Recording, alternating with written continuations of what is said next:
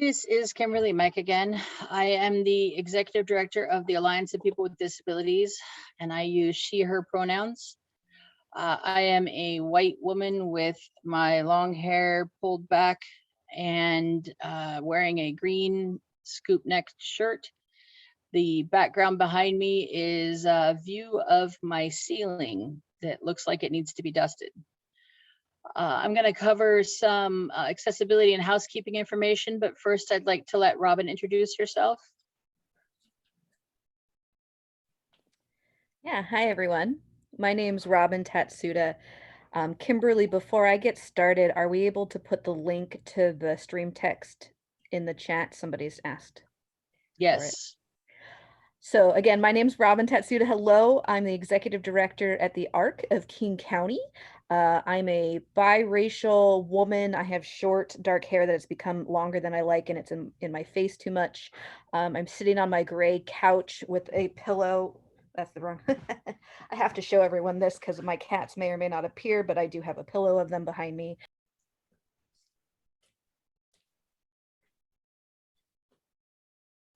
Robin, you muted yourself.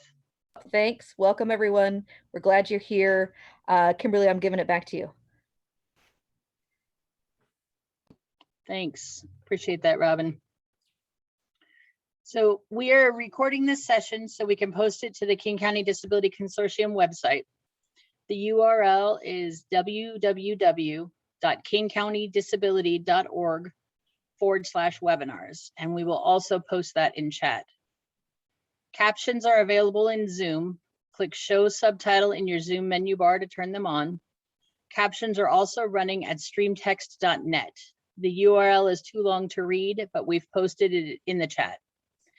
Streamtext allows you to enlarge the font and change the color and contrast of the captioning. There's also a chat feature on Streamtext. So you are welcome to submit questions or comments, and we will monitor them and voice any questions during the Q&A. ASL interpreters are available today, and we are presenting in gallery view, so the interpreter should always be visible. You do not need to pin them. Please know that we have 2 interpreters, so if you pin the current interpreter, it could prevent you from seeing the active interpreter after an interpreter switch. You do not need to be on Zoom to access this event. We will read all questions aloud and voice any images on the screen so that the content will be available and to individuals calling in on the phone or who cannot see visual content. We will use both person with a disability and disabled person interchangeably, recognizing different people's preferences for person first or identity first language. And it's back to you, Robin. It's Robin again. Hi. So let me start today by acknowledging this land. And I recognize that many people with us today are coming from a lot of different places, but I want to acknowledge that I'm joining us today from Seattle, which is part of King County. And King County is composed of the unceded lands and waters of the Muckleshoot, Snoqualmie, and Duwamish tribes, all of which are part of the larger Coast Salish indigenous people. And we're so grateful to live and work as guests on these lands.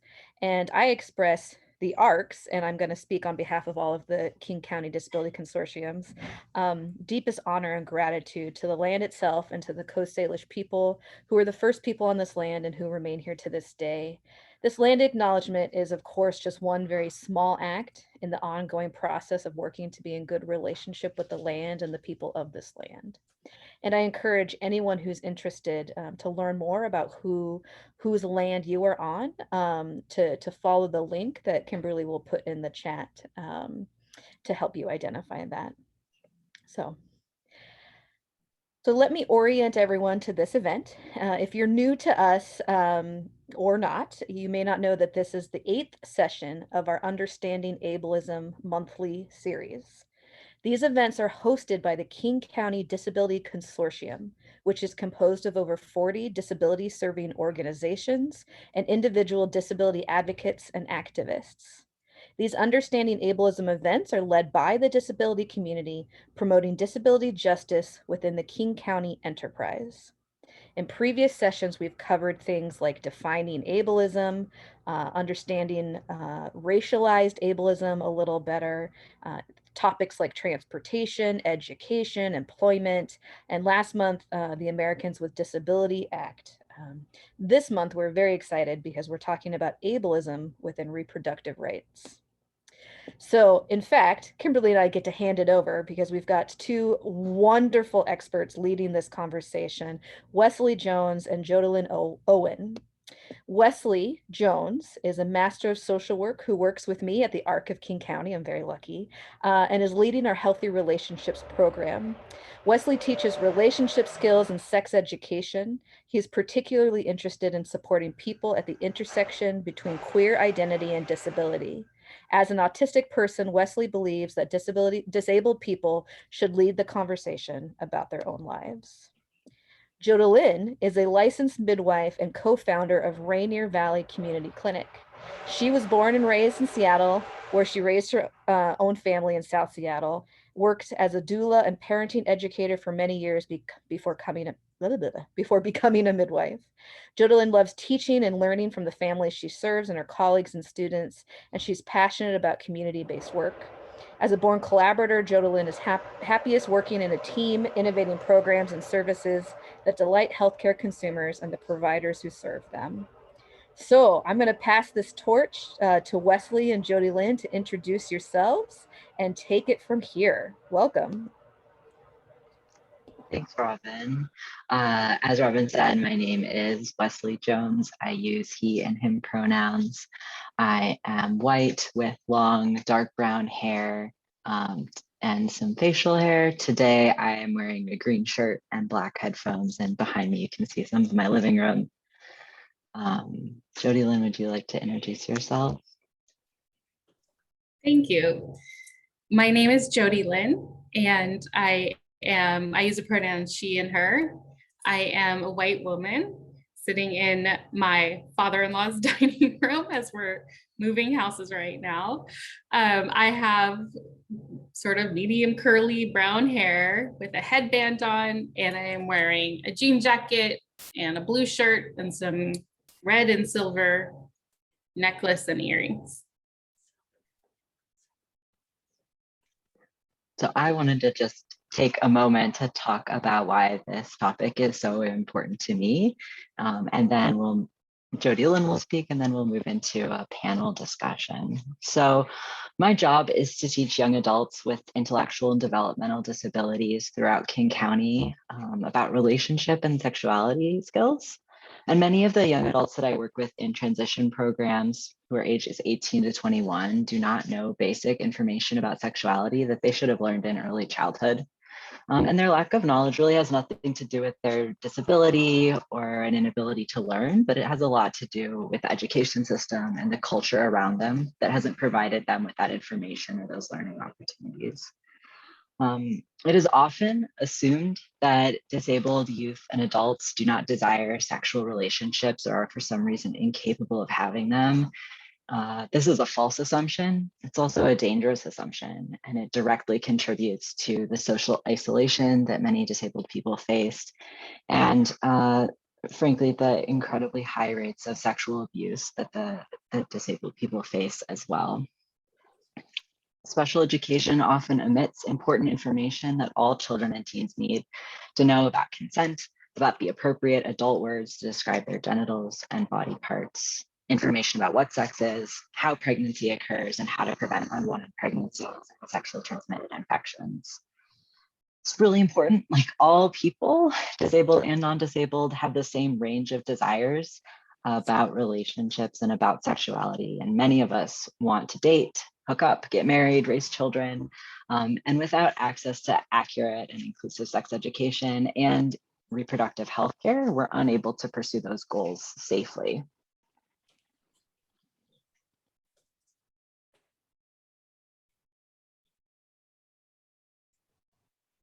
Jodilyn, you're muted.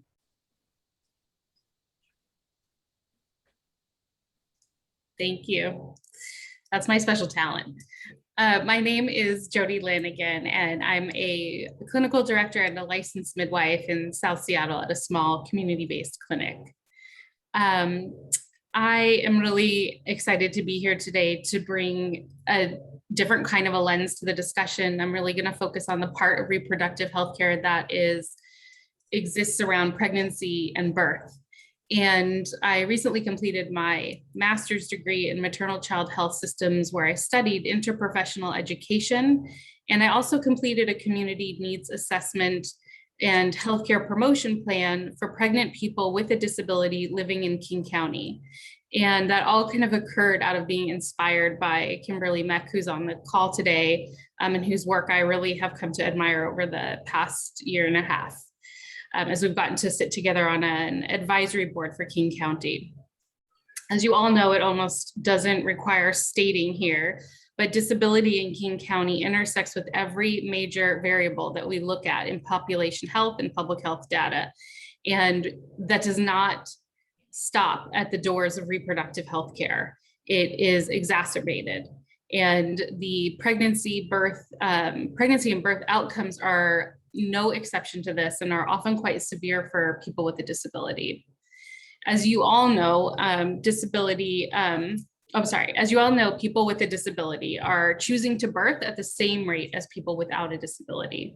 So we have about 12% of the population here in the US that report a disability and are of childbearing age. And a substantial proportion of those report having a mobility or self-care limitation.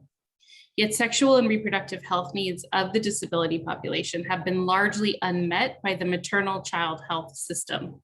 And this is where I'm coming from, looking at those gaps and looking at what we can start to do to close some of them and fill them up. And it is really the burden of providers and public health to do that work. It should not be a burden for the community, but right now it very much is. People with a physical disability are actually at risk for two sets of factors. One set is the pregnancy outcomes and the birth outcomes. And the other set are care models that do not take their physical, intellectual, or emotional needs into account. They are at higher risk for perinatal mood disorders. That's a mental health disorder that occurs during the years around pregnancy and birth, at higher risk for smoking during the perinatal year, receiving inadequate prenatal care, and delivering their babies too soon and at too low of a birth weight. Which we often refer to as preterm birth, where babies are born before they're ready to be outside on their own, breathing and playing and living at home. They're also at risk for primary C-sections, which means that providers are taking shortcuts when it comes to the physiologically normal experience of birth. And instead of working with the family to help plan how to have a non-operative birth, they are shortcutting, and there's a much higher rate of C-sections. They're at higher risk for urinary tract infections during pregnancy, for gestational diabetes, which is diabetes that occurs during pregnancy and is reversible and preventable with good education. And also for cardiovascular conditions, like that's your heart health. So we are looking at really severe outcomes related to conditions called in the family of preeclampsia, which is to do with blood pressure and can often be prevented with early and often prenatal care. When it comes to accessing prenatal care, people with disabilities initiate prenatal care far less often and later in pregnancy than non-disabled people, despite having higher levels of access to insurance coverage. The gaps are many to just arrive at the door to your healthcare provider. And this is true for pregnancy or reproductive health, but just getting there, we know there's many, many barriers to arriving. And then once you get to the door, it might just maybe accommodate wheelchairs, but everything beyond that door is likely to be set up so that equitable care is an impossibility. Only 9% of clinics in one study reported using a height adjustable table or a mechanical lift for transferring patients with a mobility disability. In another study, 44% of gynecologists refused to schedule a visit for a patient with a disability who could not transfer themselves onto an exam table. So that's nearly half. And pregnant people with disabilities suffer from very severe outcomes.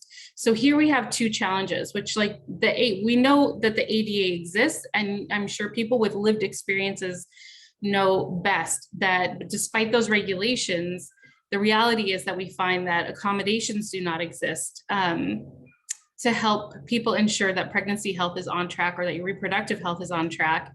And even more than that, it's a very undignified experience. It requires asking and asking and asking for needs to be met that should be existing in a universal design of a healthcare clinic. From not having wheelchair skills to not knowing how to aid in a lift or having a mechanical lift, to not knowing how to offer safe and disability-informed pelvic exams. The list goes on. And we know what this means. This means that disabled people who are also reproductive healthcare consumers often receive subpar clinical care and wind up bearing the burden of having to teach healthcare providers how to care for them. Well, this is something that is often reported, and all healthcare providers should know how to ask questions which inform them what each patient needs to complete a safe and thorough exam. The burden of understanding how to approach people with a disability should be on providers and not on the patients. And I really want to emphasize that this starts in healthcare professions education, that many schools and many programs and residencies. I'm going to pause for a moment for a breath and to switch interpreters. Ready? So many of the health professions educational programs do not provide specific training on working with people with disabilities. So providers are arriving to licensure unprepared to work with this population. And that is a tremendous problem. And what I think people find is that in the community, you will start to hear about a provider who's doing a great job, and it spreads by word of mouth. But there is no way to find that other than sleuthing for it.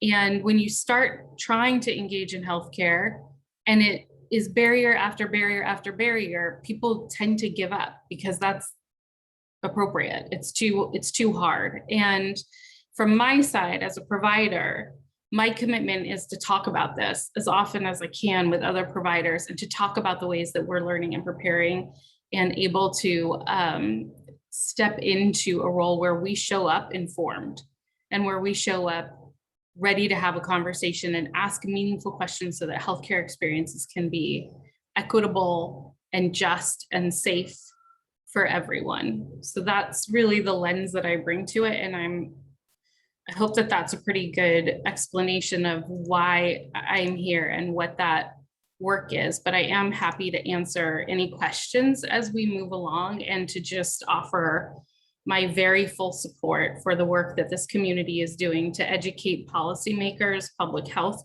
decision makers, and providers like myself who can all learn and do better when we open up our minds to the full experience of others in our communities. Thank you for having me. Thank you, Jodilyn. Next, we're gonna begin hearing from some of our panelists about their experiences. Our panelists today are Jack and Deb. If you would like to introduce yourselves, that'd be great. Jack, would you like to go first? Sure, I can go first. So my name is Jack Duroc-Danner. I use they, them pronouns. I'm white. I have shoulder length brown hair. I'm wearing a black long sleeve shirt. I'm sitting on a black couch, and behind me is a bookshelf. I'm a queer autistic sexuality educator, as well as a licensed massage therapist. Thanks, Jack. Deb, would you like to introduce yourself? Hi, everybody. I'm Deb Whitmer. I'm a white presenting female. I use he, she, her pronouns. I have short brown hair and I'm wearing glasses. And today I have on a dark blue shirt.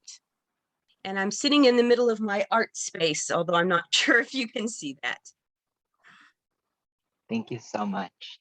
Let's begin with our first question. Why do you care about access to reproductive health care? Oh, I see that we have another panelist joining us. Welcome. Kayla, would you like to introduce yourself as well? Hi, so sorry about being late. My name is Kayla Brown, and I live in Seattle. I have multiple disabilities, some physical disabilities, and some invisible, like mental illness and hearing impairments.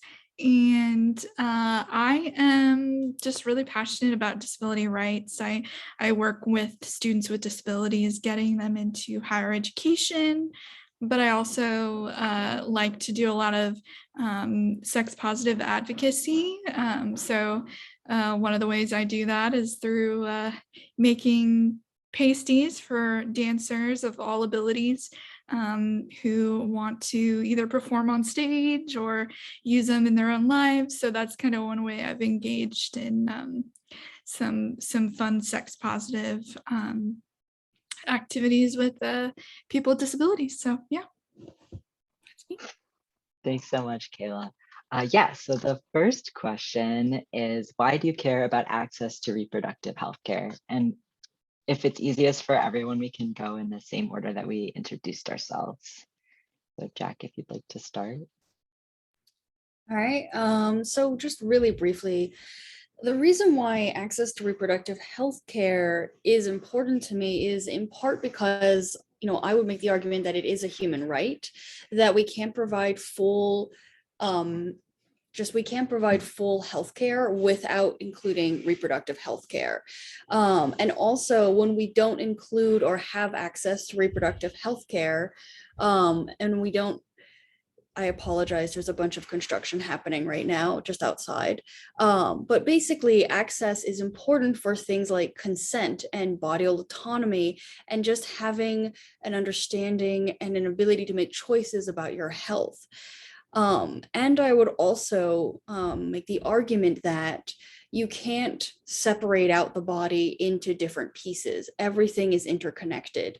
As a massage therapist and as a sexuality educator, that is like what I really focus on teaching people, is that you can't silo away parts of the body from other parts. You can't offer healthcare for one thing, but not for another, because everything impacts the other.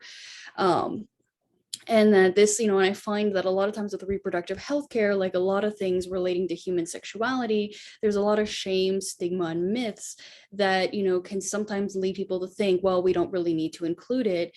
But when you don't include it, you're just supporting these myths, you're reinforcing shame, and you're ultimately leading to worse outcomes for people.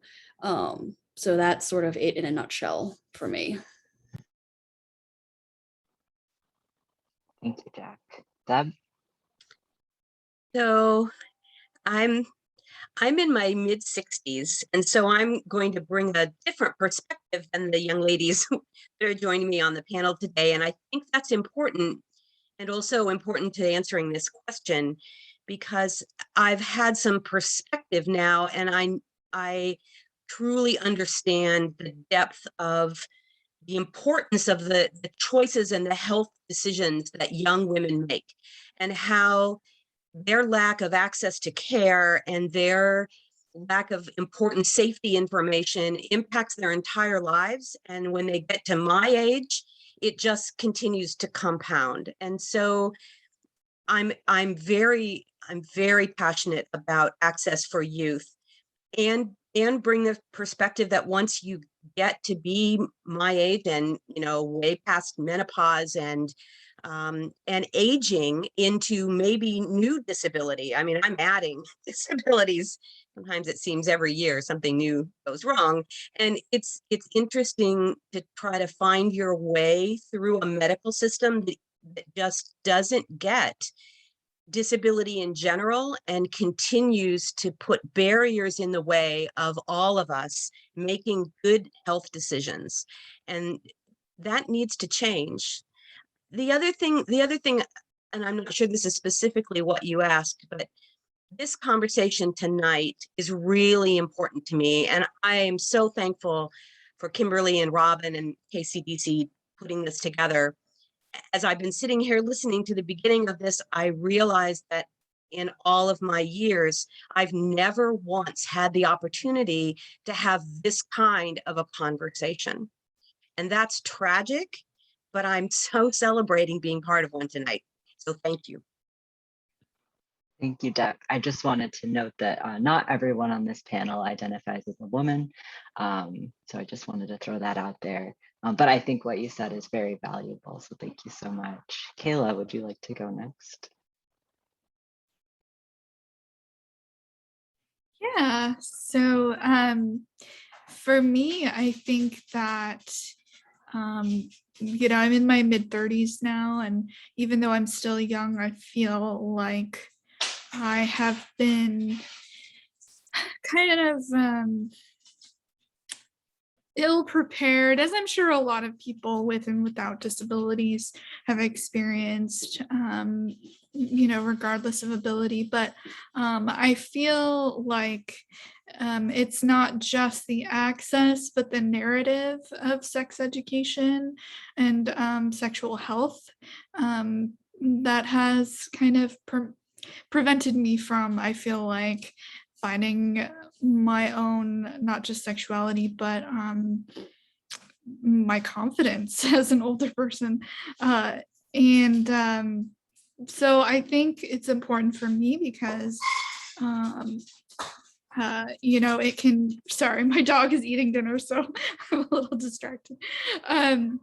You know, animals making noise. But yeah, I think it's important for me because it really is, access to healthcare is really tied to identity as well. And so once I got better access, and not just better access, but more proper access, so accessible health as well, health and wellness, I was able to understand myself a little bit better.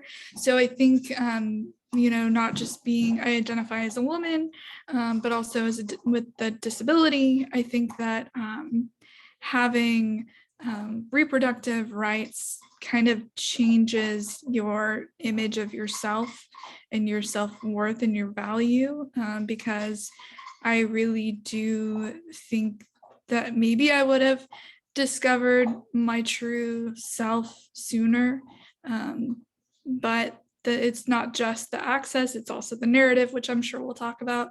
It's the media representation of what it means to need reproductive access, you know, health access. So I don't know if that makes sense, but yeah, I think that it's really important for me as, you know, discovering who I am and my identity, as well as, you know, the actual health benefits and, you know, longevity of life and being fulfilled and all of that. So, yeah.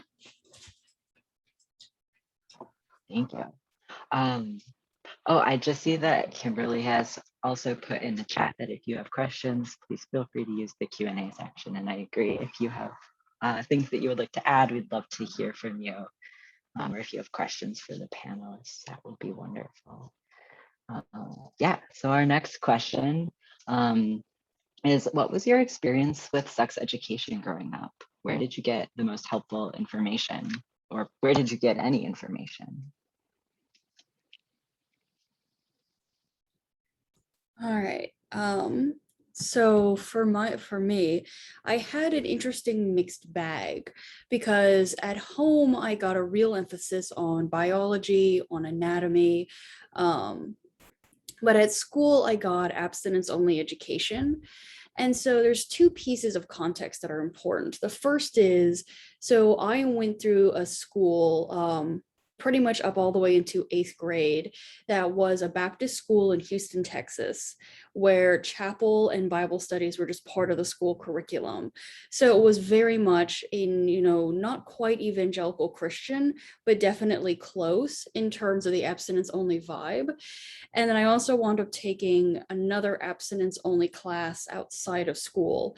And with both, it was largely about shame, about only having monogamous procreative sex within marriage. It didn't really supply useful information. And, you know, it's also important to note that at this time, there was, this was when purity culture and abstinence only, about the late 90s, early 2000s. This was when purity culture and abstinence only was at its peak of cultural popularity. We still see abstinence only getting federal money. We still see, especially in evangelical Christian communities, the use of abstinence only as the teaching framework for sexuality. But by and large, culturally, we no longer see, for example, Hollywood movie stars promoting abstinence only or purity culture. That's largely been something our culture has moved on since the early 2000s.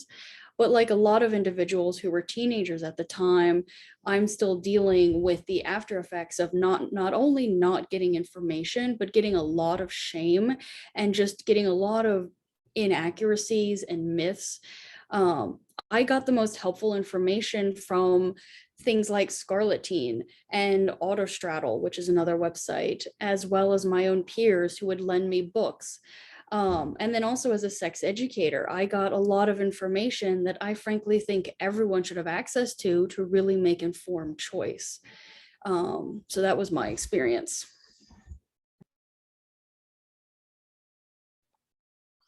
Well, this is Deb. Jack, I'm sorry to hear that, and I'm sorry to say that to hear that because things haven't changed much then, because that's a lot of what I experienced growing up. I grew up in a small Ohio town, very religious, very Catholic, very Republican, very shame-based. And we didn't talk about it. We didn't really have sex education in school back then.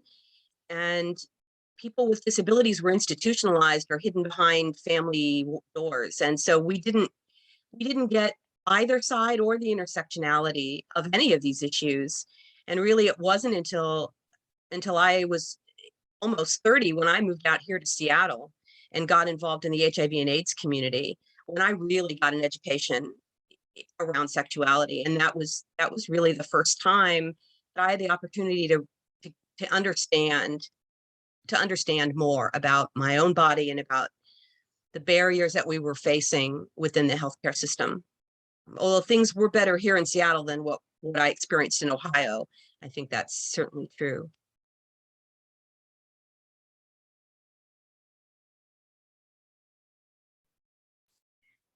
This is Kayla speaking.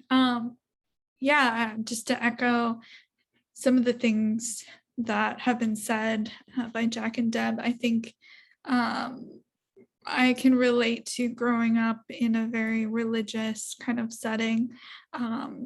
So I think that had a lot to do with the fact that I didn't really talk about sex other than very like marriage oriented, and you know, that purity mindset as well. I did take a sex ed class in high school, although I don't remember it a lot. I do remember that it was more so focused on the scare tactics. So really what I took away from it were what STIs were, or STDs as we called them.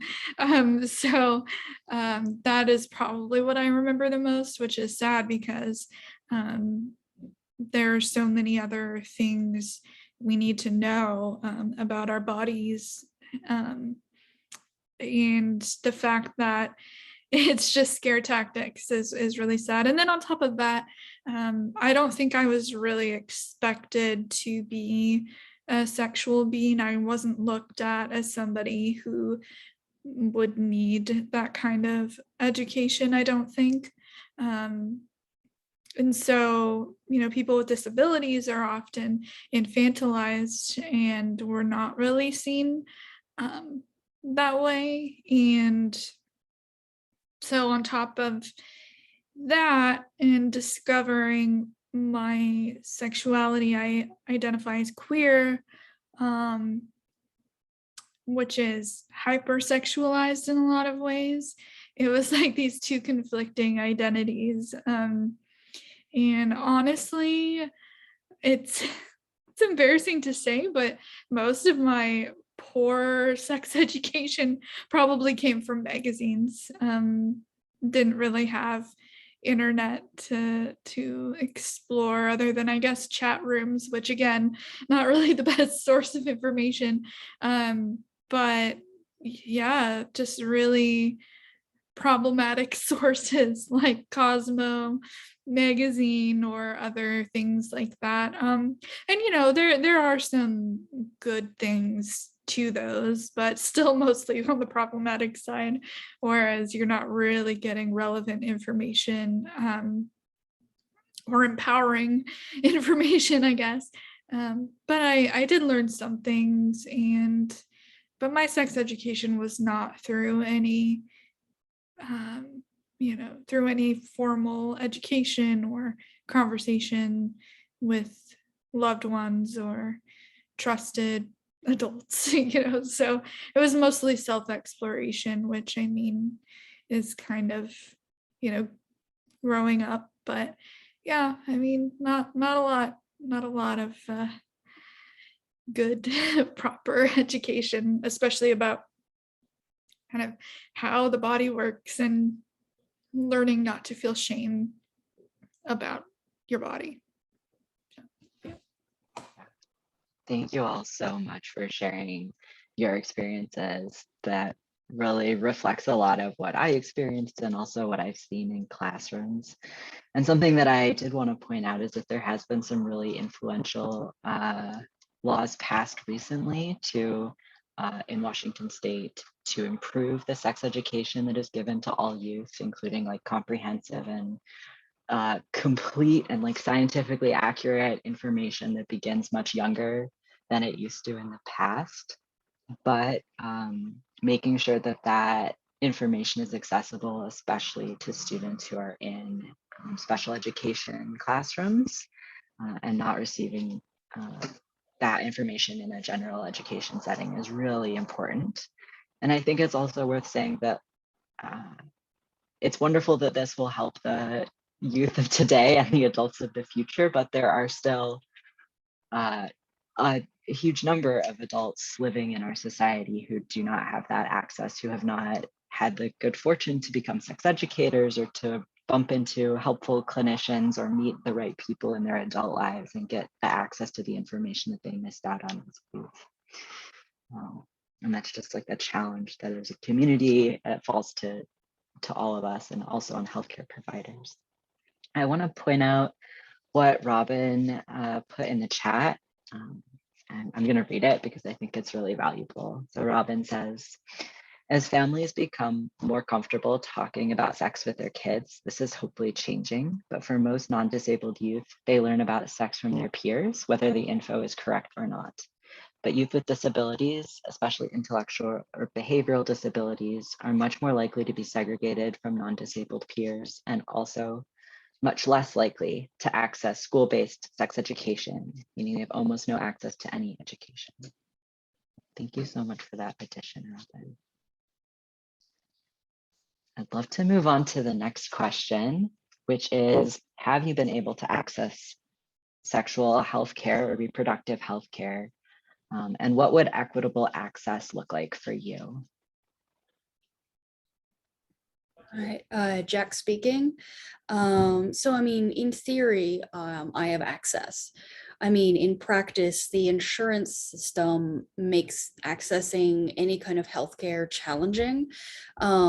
Just because of the way the system is designed, it's not really easy to navigate for most people. And I found that even if you're able to find or access healthcare, there's often then the problem of practitioners who are just not appropriately trained. As it was mentioned earlier, there's often a problem where people are just not trained at any point in their training on how to work with disabled individuals, how to support them. And because of that, there's a lot of like, well, in theory, you might have access, but in practice, it might be just so difficult that you just, like a lot of people, I put off healthcare until I absolutely need it, just because I don't want to deal with all of the, everything that often comes with it. And I would say that truly equitable access would be a multitude of things.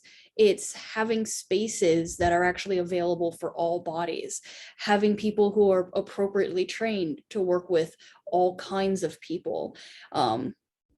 And it would also mean things like considering universal healthcare, universal income, having environmental protection, so that way when we are existing in the world, we're not existing in a toxic environment. Because if you can access, for example, an obstetrics appointment, but the air you're breathing is toxic and you don't have access to clean water, it's like, well, yes, in theory you have access to healthcare, but your environment is actively trying to kill you. So it kind of balances each other out and not in a good way.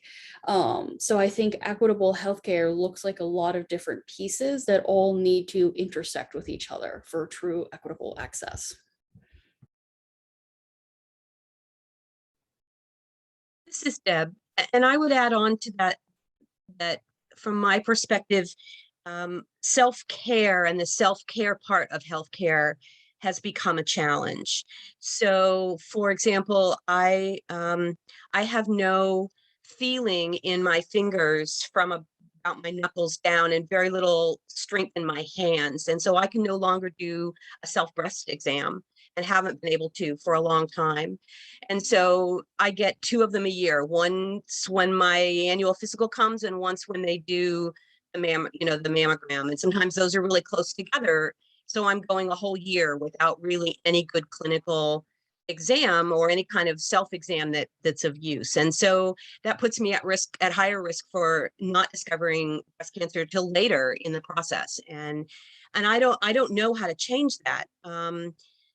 It's kind of tied up to the other aspect. I'm have been losing my eyesight for a long time, but it's got significantly worse in the last 4 or 5 years. I can't see anything small or close up. I have to be literally almost touching my nose to read anything that's small or to see anything that's small. So I can't see anything in my body. I can't see any warts that might be forming. I don't, if I have burned myself someplace on my leg, I can't see close enough how bad it is. I don't see anything really on my body anymore, unless it's on my hand or my arm and I can get it really close. It's a contortionist thing to try to figure out how to see parts of your body. You should try it sometime. But and because of just my personal situation, I don't have a partner. I don't have any family. My mother isn't here. My best friend has the exact same vision issues I do, so she's not able to help. And so I really have no one in my life I can go to and take off my shirt and say, look at this, what is this? Or, take down my underwear and say, what is this thing on the bottom of my butt that I can't see? And that's, at first, I didn't really ever think about that. But when it happens to you and you really start seeing what you can't see and understanding what you no longer know about your body, and how you can't really participate in your own self-care anymore in many ways. And that's only going to get worse as both my hands and dexterity get worse and my eyesight gets worse. And I have no answers for that. Just like this is the first time I've been able to talk about this in a group, I wonder, especially for older women, as we age and try to figure out this whole process, and men. It doesn't matter what gender you are. As we age, we need to talk to each other and support each other and figure out how to do that as a community. And I don't have the answer to that.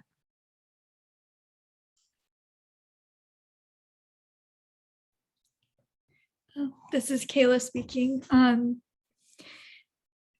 Yeah, a lot of those are good points, and I think we're kind of touching on the fact that there's systemic issues and attitudinal issues, and then a lot of logistical issues that come up. For me, I would love to see things like the integration of mental health services into and dental, frankly, into just what care looks like, right? Mental health care is really hard to get access to, and that kind of goes along with the stigma against it too. I think that it's getting a little bit better, but I don't think the access to mental health is getting any easier personally. Yeah, and I agree with the universal health care, and maybe, you know, I think we might be able to get there someday, but I also have a hard time with the fact that mobile devices are so closely tied to healthcare. I don't really know how to solve this, but I think that it's problematic to have for-profit health equipment companies be have such power over people who are just trying to access and have, like, you know, Medicaid and things like that. We have very little power in that say, and in those decisions. So I don't really have a choice what wheelchair I get most of the time, or what, you know, I have to essentially fight just for the right seat for my body, or what doctors don't deem as essential, or insurance companies rather. So I don't know. There are just so many things that are tied to our healthcare system, or not tied enough, like mental health, like I mentioned, that it's just kind of a mess of a puzzle personally to figure out. I commute very, very far to see my primary doctor, mostly because of physical accessibility. I actually went today to see my doctor, and they have lower seats that elevate into the table, the exam table. And that's like one of the main reasons I go there. It's not necessarily because I think there's better care, but it's a necessity for me to be able to walk in the door and then get services. So that limits your choice. And so, yeah, I just think there are a lot of things that could make it better. And then, of course, attitudinal, I mean, barriers from doctors and nurses, where I'll go in for a problem and it's always tied to my disability. So if I go in for like a migraine, oh, is it your muscular dystrophy? And it's like, no, this is not that. So it's this constant justifying. And I know that people who identify as female often have difficulties with getting their pain or their experiences validated by healthcare professionals, as well as specifically women of color do as well. So, you know, I think, yeah, part of it's attitudinal and training, like was mentioned before. So yeah, I think those are my main issues with the healthcare system. So, yeah. Thank you. Thank you all for sharing about your experience with healthcare. I was going to mention what Kayla mentioned, which is that race also plays a really big part in this conversation, and all of the panelists tonight are white, myself included. And so I think that that's definitely missing from this conversation. Medical racism is incredibly well documented. And when that intersects with disability, it compounds in a way that has very significant and terrible outcomes for those individuals. And I think that ensuring like equitable access to healthcare means prioritizing Black, Indigenous, and other people of color, and making sure that those people are able to access care as well. Yeah, thank you for that.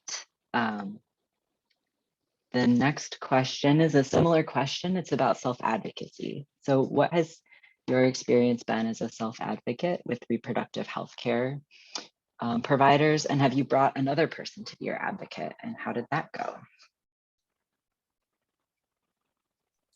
All right, Jack speaking. So I have not brought another person to be an advocate, in large part because of scheduling issues. I have found to have a sort of mixed bag in my experience, where I've found that if I tell people I have autism, there's all kinds of reactions people might have. If I tell providers I have some significant sensory processing difficulties, I've only had one doctor in my entire life who not only knew what sensory processing disorder was, but knew how to adjust the exam room to make me feel more comfortable. And I think that that's really interesting, that it's still something that, especially for adults, many doctors just don't have any training or any understanding or any clue about sensory processing difficulties. And when you think about how many medical spaces are very sensorily overwhelming, this has often been not a full barrier, but definitely an incentive to minimize, like contact with the healthcare system to the best that I can. And then overall, I found that I often have to educate people when I go in for care. And so that is a level of exhaustion of, I can't just go in and receive care. I have to educate. I have to basically be mindful of how I talk about myself, because, for some individuals, they hear the word autism and they immediately say like, oh, I can't work with that, or they make all kinds of assumptions. So, yeah, it's been just a mixed bag overall. This is Deb. Yeah, I haven't taken anyone with me to an appointment to be an advocate. I guess I never really thought about that before. A lot of the challenges that I have within the system are mechanical because of my physical disability. So, child-proof also means me-proof, because if, you can't let a child in, then obviously I am not allowed into it. And even though, at the pharmacy, I sign the little card that says, please make this a regular cap, they never do. So I have to remember to check and have them change things. And then once COVID started and I wasn't really going into the pharmacy, we're doing it all mail order now, and they don't remember half the time. And so it's just, it's a challenge then to manage medications on a regular basis. The print on the bottles that I get is really small, and I have to go out of my way to make sure that I'm marking things with large blocks of color or putting them in other containers just to keep my pills separate, because I can't read the stuff that's on there. All the healthcare now seems to go online, like I think Jack mentioned, or Kayla. It's the MyChart app, the various ways that you interact with your healthcare provider. They don't always work with the Zoom features of my accessibility stuff on my laptop or my phone. Sometimes I've started to use a screen reader at times, and they're not always sending me accessible documents to read, to have read. So it's the mechanics of the system, and it's constantly having to bring that up. It's not like they remember, or if it is somewhere written down, they're not looking at it when you go in, or it's a constant struggle, and that gets really tiring after a while. I don't mean to complain, but I guess that's kind of been my experience with the system. And it's going to be a lot worse as more of us age. So they're going to have to start getting this right.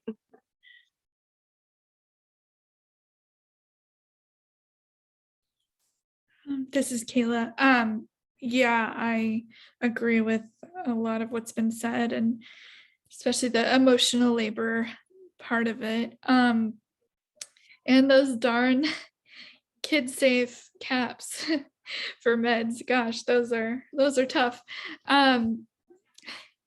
I just laugh because it's so relatable. It seems like such a small thing, but those really add up. And meds are important, obviously. So I grew up, my mom was my caregiver, so I had to have somebody come in with me to pretty much every appointment, just for physical caregiving needs. So she was often my advocate, and I think I just got used to it.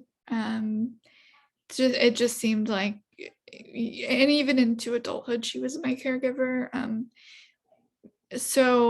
She's not anymore, but when I went to the hospital last September, I was in the ER, and I called her. I chose her over my partner because my mom knows my needs better, and I don't always feel listened to. Just like, for example, when they're trying to these so when they're trying to like put an IV in, for example, they don't listen to me when I say that I need a specialist because my veins are really small. I don't feel listened to when I say that, and so I end up getting stabbed 20 times. So it's just like little things like that that I've always felt I needed somebody there with me for. But then that also brings up privacy concerns. So if you have to have a caregiver with you, maybe you're not fully comfortable talking to the doctor about certain things like sexual health, I think. So that's also a complication for some people who have caregivers as their advocates as well. But yeah, I mean, it's helped me a lot. So yeah. Anyway. Thank you. This is Wesley.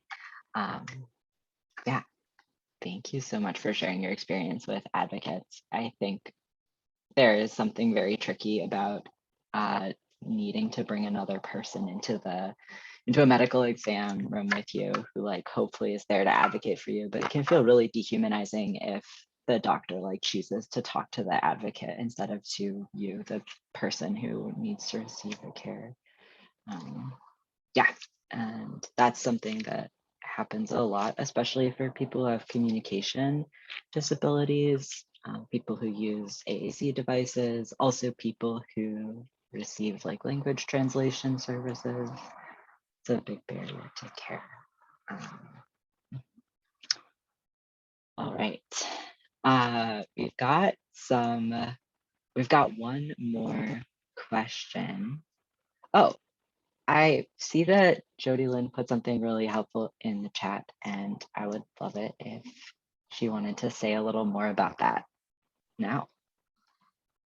Sure. You all, thank you for sharing your stories. I know we're in the middle of it, but it's incredibly impactful. And you all reminded me that one of the barriers we find occur over and over again is that when you need to schedule an appointment, Medicaid or Apple Health in Washington State will not cover the cost of interpreter services for scheduling.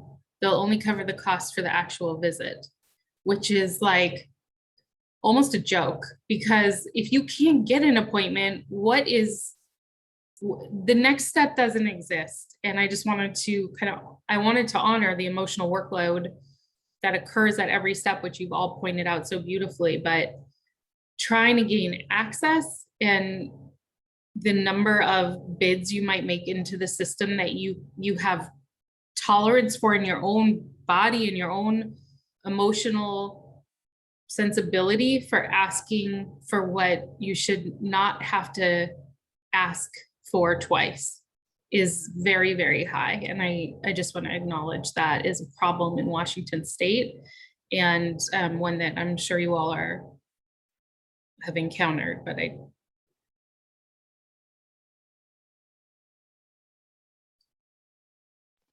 This is Wesley. Thank you so much for that as well. I would love to ask our last question that I have planned, but I am hopeful that some of you have some questions. I know there's a few in the chat already. If you have questions or comments you would like me to share aloud, please let me know, and we'll get to those after this last question.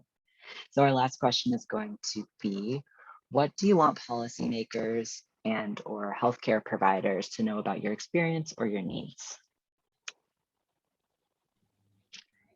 Jack speaking. So, I mean, there's a couple of things. So the first one is that reproductive health care is part of full body care, and you cannot take care of a person medically, psychiatrically, you just cannot address needs without also including reproductive health care. I would also recommend that individuals look into the difference between reproductive justice versus reproductive rights. Reproductive justice, which was a framework that was created by Sister Song, is based on the idea that reproductive reproduction is not just like the literal reproductive system. It's not just about whether or not you can access abortion. It's also about, do you have the choice to parent? Do you have adequate parenting supports? Is your environment actually conducive to parenting? Do you have body autonomy? Can you really make a full informed choice, which means education, which means healthcare, which means a lot of different moving pieces.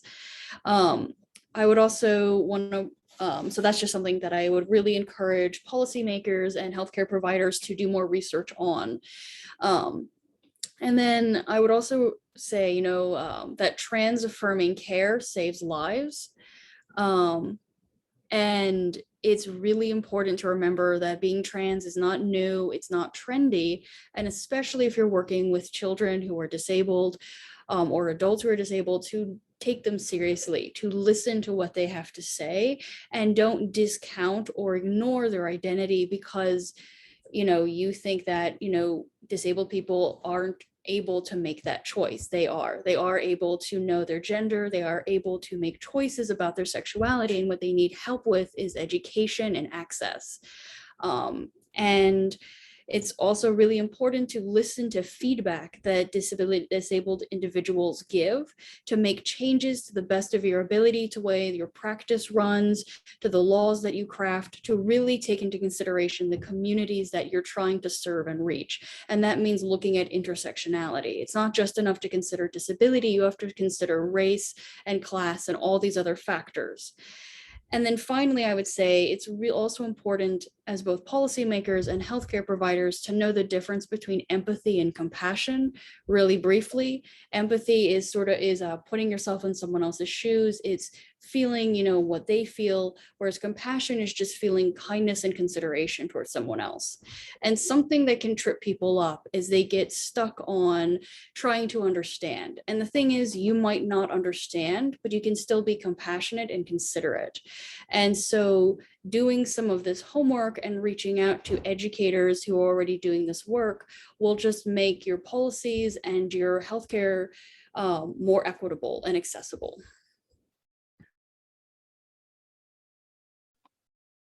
This is Deb. That was very well spoken, Zach. So I don't think that I can top that. I can add a little bit. I think as we are aging, that the healthcare system needs to develop some more expertise in independent living and accessibility for people as they age. My experience was that you had children, you had youth, you have childbearing years, and then they kind of just, everybody else was old and not always thought to be living active, independent or sexual lives. And that's just not true. And I don't think the medical system has kept up with that.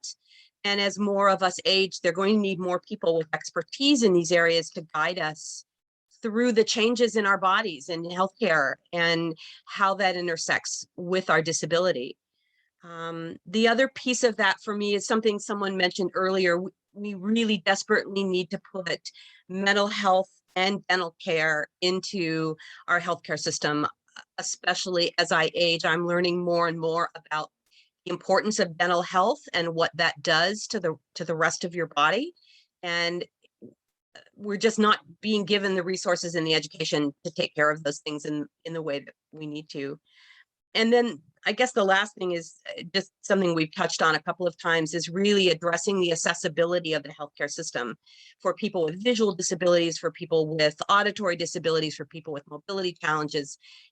Every category, there's accessibility barriers all along in the system, and those need to be addressed in a systemic way so that everything, all of your experience all along the way is something you have access to, all the information you need and all of the healthcare that you need and that you deserve. And we're not there now. And there's a lot of accessibility that needs to get built into the systems. And that's something that I think we need to work really hard at.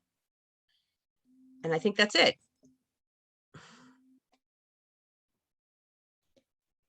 This is Kayla. I think that the idea of what a sexual person looks like needs to be expanded, especially for healthcare providers. I think there are a lot of assumptions that are made about people with disabilities that hinder the services they receive. As well as what was brought up before about the kind of moral objection to people with disabilities reproducing in general. There's a long history of sterilization in this country for many marginalized groups, because that idea of, really it comes down to like the legacy of eugenics, where we just don't want to see certain people reproducing. I mean, I've been asked many times, or it's been assumed that I wouldn't want to get pregnant because that child could have my disability. I mean, that's just assumed and kind of expected. And then any other answer saying that, oh, I don't care if they're disabled or not, is kind of met with some confusion and even uncomfortableness. So I think that our attitudinal barriers are reflected in the treatment that people receive, the medical treatments, and so I think that's important, and as well as physical accessibility. I know that there are a lot of engineers and designers out there that are working on innovative technologies that are more accessible or more usable for different bodies, which is great. So I hope that we can get to a point where it's not just the affluent neighborhoods and areas have access to those technologies, and that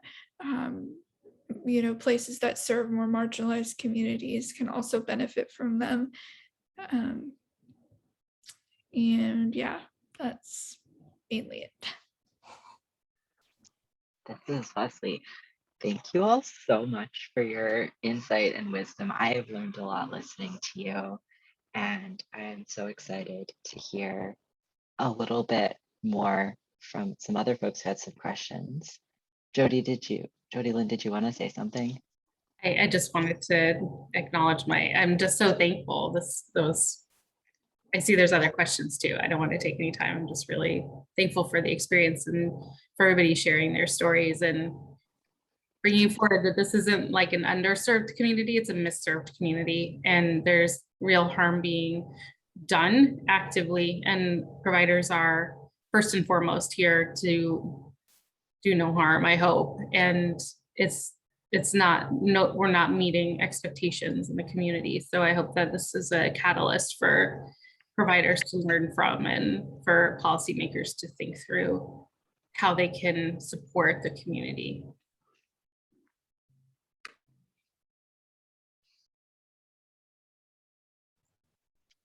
This is Kimberly Mack.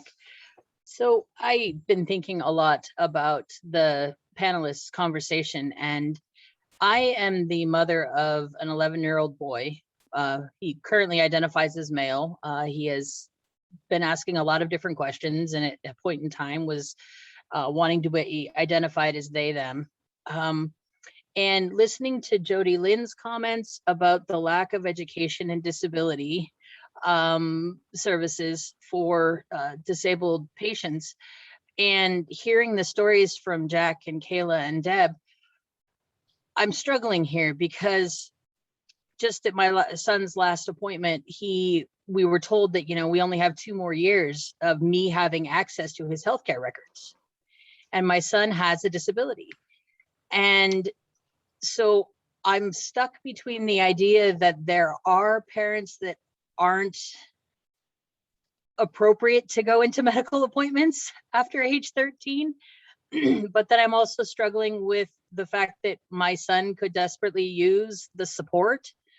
And also knowing that if I can't be sure what the medical provider is saying to him, especially if he's questioning sexuality and things like that. I don't even really, excuse me, I don't even really know what my question is, I guess, but how do the panelists feel about that? Because I understand the purpose of the law, but at the same time, it can prevent and potentially harm certain kids because the medical provider that they're seeing might not appropriately respond to their questions and concerns.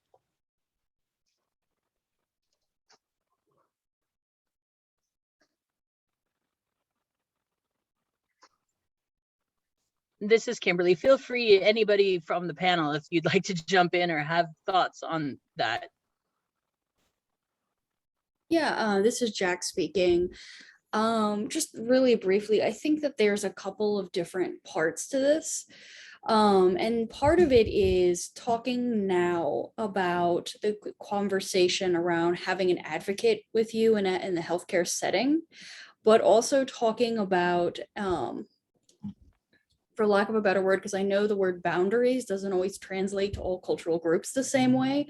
And I can't think of a better word right now, but talking about shifting boundaries between you and your child as they grow up, especially as they go through puberty, and figuring out ways of like, all right, so everyone, regardless of where they are on the disability spectrum, needs some kind of help with their healthcare at some point in their life.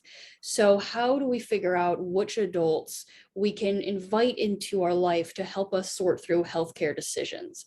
How do I know if I can trust a doctor? And starting these conversations now, rather than waiting 2 or 3 years when you have to face this decision, I think would be really helpful. Because, you know, so I was raised with parents that were a little paranoid. They were afraid they would die at any moment and that I would be just left bereft without anyone to help me in healthcare. So from a very young age, they worked with me on like what to do if you ever find yourself alone in a medical situation and how to figure out just what to do. And obviously that conversation changed the older I got. And I'd be happy to talk to you later, you know, one-on-one about this, but I do think having that conversation of like, you know, legally the law might not fit your family very well, but this is where we're at. And so like, how do we prepare now for this shift to greater independence? If that makes sense.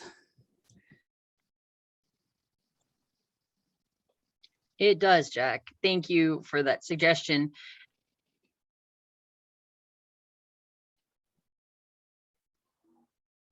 Up on Tuesday, and so I was talking to his doctor about, well, how do we have these conversations?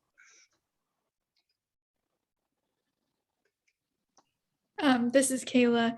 I agree with a lot of what Jack said, and especially about the having a conversation. The more trust you build with your child and the more your door is open to being open about these topics, I think the more comfortable they might feel having you involved with their care. I think a lot of times, especially with like questioning your sexuality, a parent might not be approving of that. So I think there's a lot of shame and fear that goes into the fact that maybe kids wouldn't want their parents or guardians in the room with them. So I think the more open you are about having these conversations outside of a medical setting, it might translate really well to when you're when you're at the doctor's. Maybe it just so happens that they're kind of like me and my mom, who I was just used to having her there. And although I didn't talk to my doctors about everything, I mostly felt comfortable. But yeah, I think that's a totally valid question. And it sounds like you're already on your way to building that trusting relationship in that realm. So yeah, so that's great. And You can also make a detailed plan, just remembering that, and maybe this isn't true, this is more of a generalization, I think, but most people will and be, alone in these situations at some point or another. So also being able to be equipped with the skills in that in that setting. I know that there are templates out there for like a medical advocacy or script for people to kind of write down their needs. And so maybe you could have, a document that you revisit every so often, and it just is very clear about what the needs of that person or of your child is, and they can bring that with them to the doctor and refer to it. So yeah, I think I've seen those, and even for like adults, I think that's helpful for everybody, but just remembering to revisit it as well.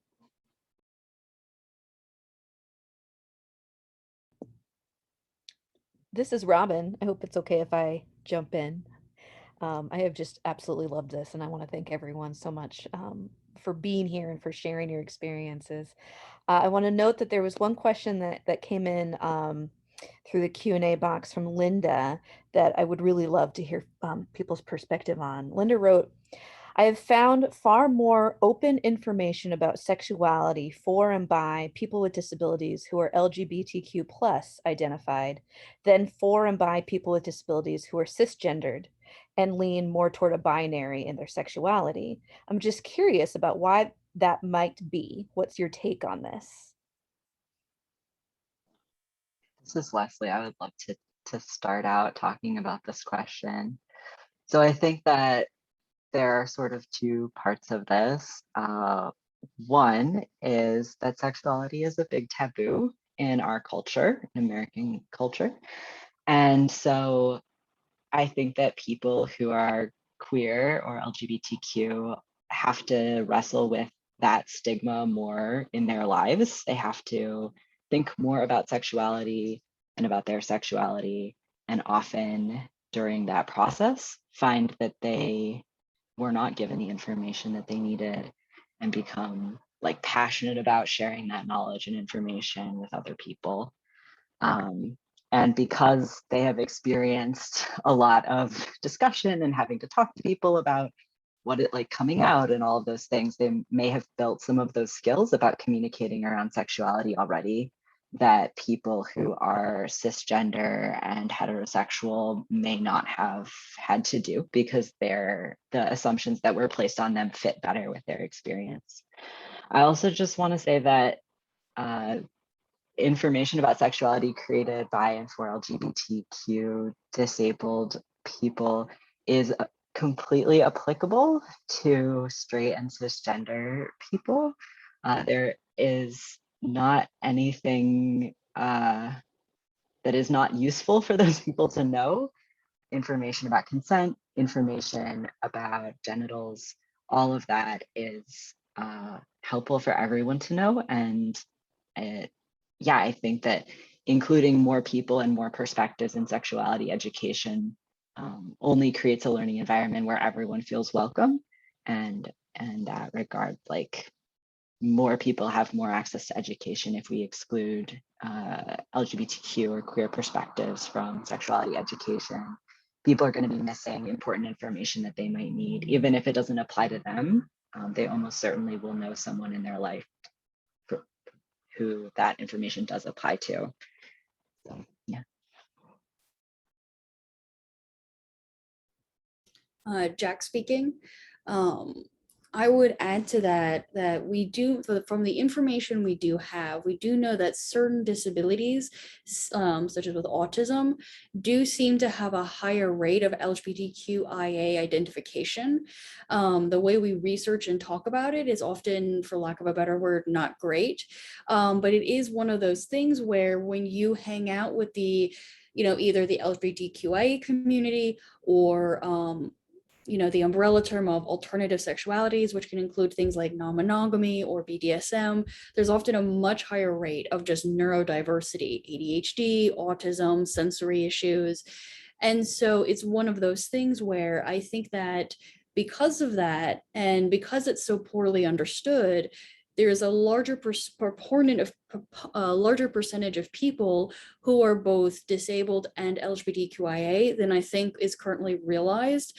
And that is possibly another reason where, because there's just more individuals who are in this Venn diagram, especially with the fact of like, because disabled bodies are so often assumed to be asexual or desexualized or not expected to be sexual, this then means that even if you are cis and straight and all that, if you are disabled, especially if you have mobility issues or if you have any sort of sensory issues, you might find yourself just existing within certain communities, such as the BDSM community, because it's just more accessible. The spaces might be more welcoming, the rules might be more clear. There's also the factor of like, so much socializing in American culture is built around drinking and bars, and so if drinking and bars is not accessible to you, there's not a lot of sober spaces. And so, and again, it differs from the coast, but on the West Coast, it's often much more strict in certain, and often in BDSM circles, it's more strict about alcohol and drug consumption. So if you don't want to be around alcohol and drugs, you have book clubs, maybe a BDSM thing, poetry potluck or other library-based events. Like, your social world becomes so small if you don't want to be in a bar or if you don't want to be around drugs and alcohol. And so I think that because of all these myriad factors, it can seem as if there's a lot more disabled LGBTQI individuals who are out there doing sex education, if that makes sense.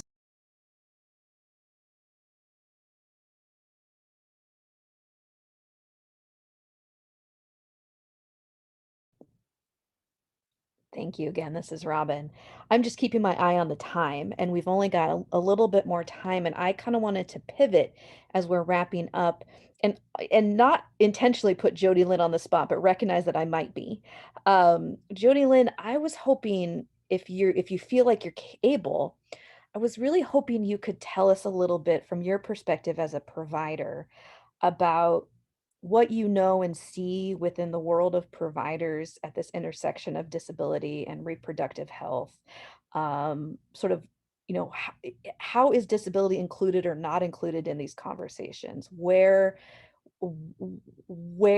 is work being done, and in what ways can we as a disability community continue to push for growth, if that makes sense? There's a lot of questions all in one, so however you want to go with it works for me.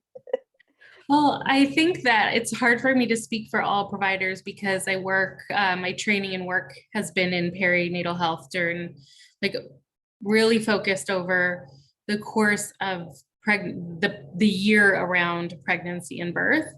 And I have, since I started, collaborated with family physicians and collaborated with obstetricians and collaborated with maternal fetal health medicine providers. But I didn't go to school with them. I've just been asking, I've been doing an informal survey, and I didn't get a chance to look at the data, and I don't know if it's out there. But in my asking around, the physicians that I spoke to are reporting that there's no curriculum around this during medical school or residency or fellowship unless it's specific to that. And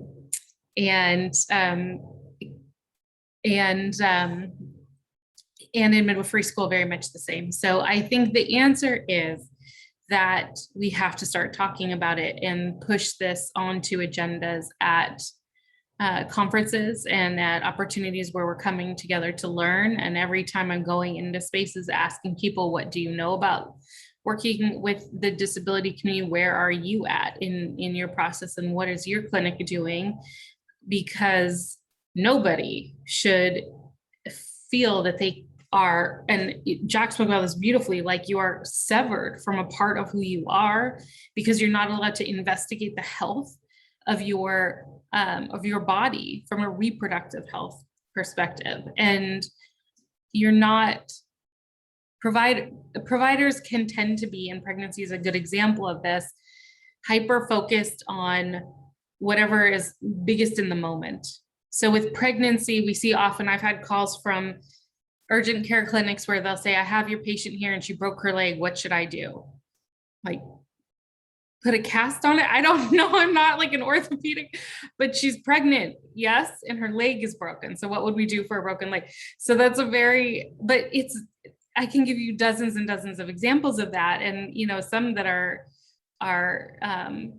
potential for quite a lot of danger for people where, you might hit your head and then you're going for some support and they're looking at you with your disability thinking that it's something about your disability, but you need an evaluation of head trauma. So those are issues that providers need to get better at. There is no question about it. And I think that conversations like this and being able to send this link, which I will do and which I hope other people will do too, pushing this link forward so that they can hear your stories firsthand is very powerful. And it's the most impactful thing. Opening up a book and reading text is no comparison for hearing the stories and understanding where the shortfalls are, and then getting your team together and thinking about how to do better.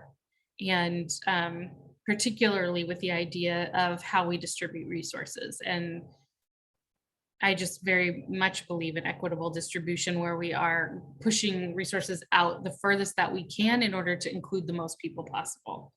And having that mindset in healthcare is critically important. So advocacy, just like you're doing today, and is I think the most impactful answer. But it doesn't surprise me that the experience of people from 3 different generations is the same. And it's not getting better, and it hasn't gotten better. And it seems to me, and you can maybe help with this, Wesley, but like laws, regulations, policies on paper all look really good, but I'm not seeing that really translated into the lived experience of people. Maybe you know more. I mean, I know you know more, but like Robin or Wesley, maybe you can kind of talk about that, because I think this is this is the most impactful thing I've ever seen. So in terms of an experience of learning. Does that answer, Robin? I'm sorry, I don't have like better details.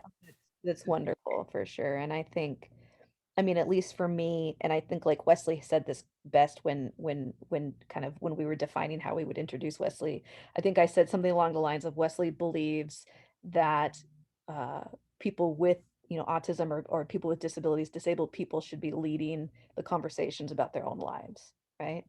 And we haven't historically seen, especially within the medical field, disabled people leading conversations about their own medical care. And so that's something that needs to change. And maybe this is the first step in that. And so thanks. I think Kimberly's gonna wrap us up because we're just about at time. Thank you, everybody. This was an awesome, amazing presentation, and the stories that you shared, it is kind of scary that across 3 generations that we don't see a different set of experiences. I just hope that having shared lived experiences will make changes for the younger generation. I would like to thank everybody for joining us today. As a reminder, this event was recorded and can be viewed on the King County Disability Consortium webpage at www.kingcountydisability.org/webinars. In September, our next Understanding Ableism event will be on the 3rd Thursday schedule. It will be on September 16th, which, little thing here, also happens to be my birthday. We'll focus on ableism and housing.